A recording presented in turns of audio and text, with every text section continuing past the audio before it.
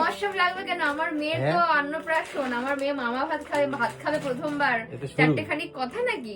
সারা জীবন ভাত খাবে, তো ভাত খাওয়ার শুভারম্ভ হবে।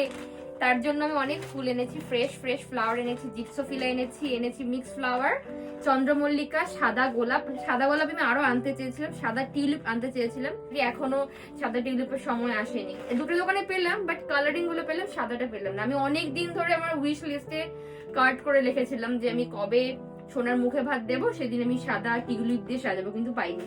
তো আপাতত এইগুলোই এনেছি। দেখো কেমন হয়েছে, বলো বলো বলো। এই দেখো গোলাপগুলো কি সুন্দর দেখেছো? 5টা গোলাপ এনেছি।